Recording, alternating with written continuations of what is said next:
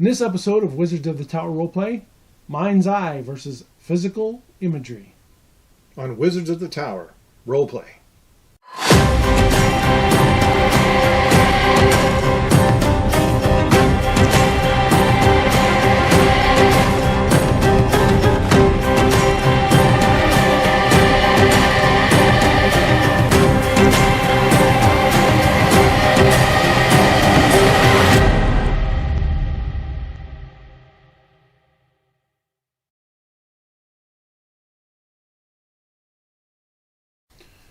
Welcome to Wizards of the Tower Roleplay.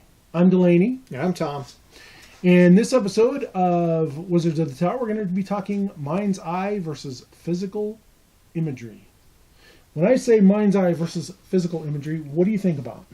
Well, basically, what kind of comes to my mind is some of the early versions of D&D were essentially just pen and paper games. Yeah. They didn't have maps, they didn't have figures, they didn't have anything. You just basically wrote down stuff on a tablet and kept a few pages of notes, and it just seemed like everything was taking place inside everybody's minds, and they were just visualizing. Everybody was visualizing something, probably each person visualizing something completely different, but they were all just visualizing this imaginary realm. A good example of that is you go down the stairs, descending into the darkness. Your lantern giving you barely enough light to see down the large stairs. As you reach the bottom, you come to a door that has steel reinforcement on it. You open the door and it squeaks. As your lantern light penetrates the room, you see a room that is 30 by 30. You see cobwebs hanging from the corners. You see old furniture, an old desk that is falling over, the books and other contents spilled onto the floor. A chair lies broken. You see no door or exit to the room. And you have no map. You have no grid. You have to imagine this all in your mind. And there's nothing really wrong with that. But the majority of people are actually people who visualize, who see things, who want to see things instead of having to see it. It's like reading a book instead of watching a movie. More people will like to watch a movie than read a book or a comic book. You have visions there. Well, yeah. I mean, I read a lot of books, and Delaney reads a lot too. And I remember talking to someone about that, and I was describing to them about how great it is to read.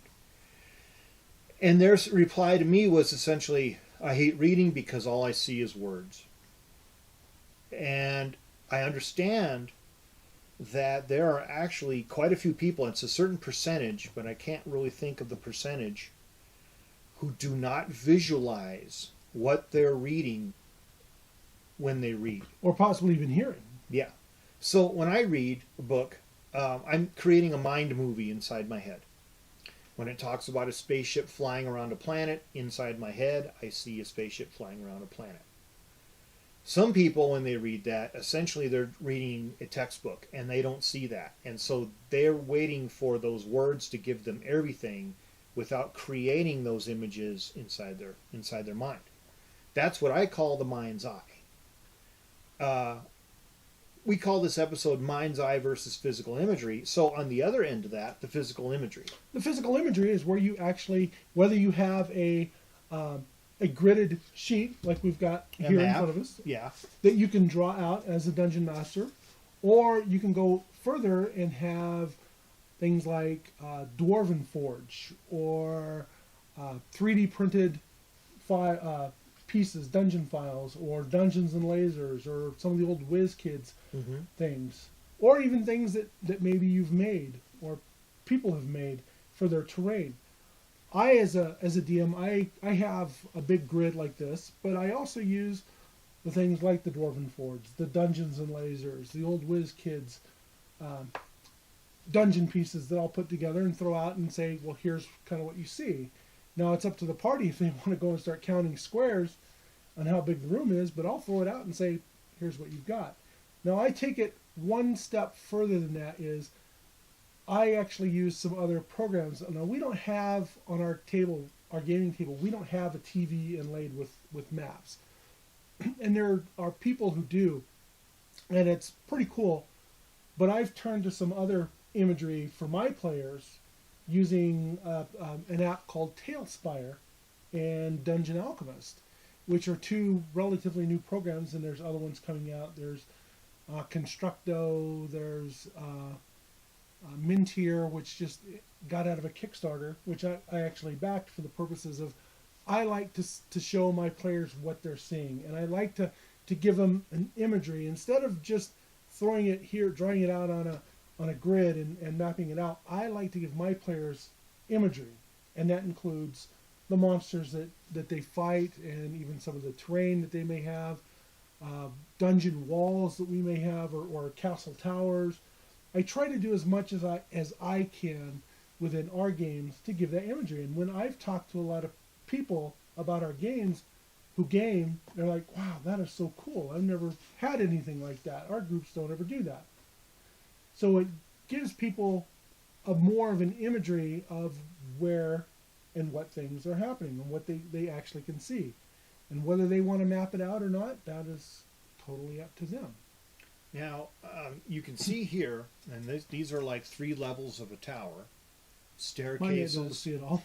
Well, they're drawings, essentially just drawings with a pen on the map, erasable pen. You have staircases, you have a table, you have a chair and a desk or something, cabinets along the walls. This is the bare bones thing that you would have, okay? And this is essentially just to give people a very simple, visual reference as to where you are and what you're doing. Now, what Delaney explained before is, telling people, you are going down a staircase into a dark subterranean room. Your lantern only illuminates so much in front of you. You go down the stairs, you come to a door. The door is an old wooden door with iron-bound straps on it to hold it in place. You open the door, you go into the room, it's full of dust and cobwebs. As she goes and she describes that, all right, everybody has a different idea in their head exactly what they're looking at. Now, that's fine. There's nothing wrong with that, but it can lead to some issues. And one of the main issues is when you talk about the old C1 module. So tell us that anecdote about that, what happened there. Yeah, that's where I started using miniatures and mapping for my characters and terrain as much as I could. And it was the old C1 Hidden Shrine of Tumoakan. We were in, I think it was the third or fourth room. I was playing a fighter or a ranger. I think it's probably a ranger because I loved playing rangers at that time. And we walked in the room and there was a little crawfish moving around from the description of the module. I can't tell you exactly how big the room was. I think off of mind it was something like 50 by 80 or 40 by 80, something like that. Mud and a conch shell and a helmet. And I don't remember. I can't even remember if there were doors in the room, but I can't tell you where the doors were because we didn't have a map. It was just kind of describing, off to your left you see a door, and off to this area you see this. And I said within the adventure, I didn't like what I was seeing, and my character was stepping back through the doorway we came through, and all of a sudden, right after I said that, somebody did something to the little crayfish, which caused a big hermit crab to pop out of the conch shell and started attacking, and the DM killed me. And I'm like, wait a minute, I went out the door. And he was like, I didn't hear that. And had we had maps like this and miniatures, I could have moved my character back and said, that's where I am at. So that's where you get some of the physical imagery, even if it's as simple as a grid. A hand-drawn grid. Or even a map that you drew out for your players that you can throw out there. Or if you have one of those tables that have a TV and in the middle of them that has the maps that you can move your stuff around. You certainly don't have to get that complex. You can do a pretty good job with simple visual imagery. But the thing is it would be my recommendation, and probably Delaney's too, that you move out of the realm of simply doing the mind's eye. There's nothing wrong with people's imagination. That's what the games are all about, imagination. Move out of the realm of doing a simple mind's eye into the physical imagery realm mainly because for all the benefits of clarification of the game itself and the pathway and your characters and the monsters. In fact, most online games that I've been a part of use things like Roll20 or virtual tabletop applications, VTTs, virtual tabletop applications, so you can see the maps and where your characters are at. In fact, when I did a 7th Sea game, one of the last 7th Sea games I played in, we actually, both 7th Sea games, in fact, that I played in, we had maps that we could move. We had a visualization of what was going on and where our characters were at. So it added a lot more depth into what we were seeing instead of just somebody describing to us what we were seeing. So let me ask you that, because I've never online played with an online game like that, but you have. Mm-hmm. So first of all, did you find that sort of play system like Roll20 or whatever? And we're not criticizing any specific game system here. I'm just using that as a general term. Did you find that game system awkward? I didn't find it awkward, and this is a totally another episode we'll have to get into, is the camaraderie and the interaction face to face. I think I lost a lot of that. You know, yeah, we talked and everything else, but I like having the physical interaction of seeing my players and seeing their faces and their reactions of when they run into a monster. You throw a monster out there and they're like, oh shit. Well, that's, I mean, suddenly from behind the wall appears this, you know, and the reaction of everyone in the group is like, oh no, and they start digging through their books looking for spells, whatever. But, you know, that's another thing. Because of COVID, a lot of times people couldn't game like that, so Right. they had to game online.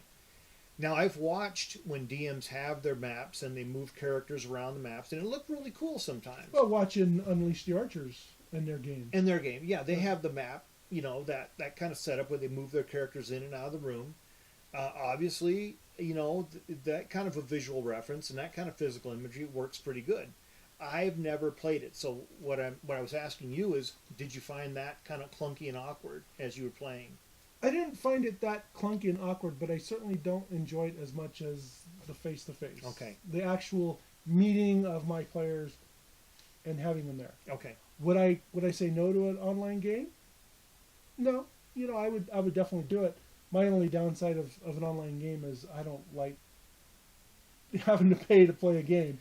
And that brings us to another episode that we can talk about, Yeah. pay to play versus, you know, We can do funding that. a group. But anyway, we hope you enjoyed this episode of Mind's Eye versus Physical Imagery in Wizards of the Tower roleplay. May all your adventures be epic, and keep on roleplaying. Thanks, folks.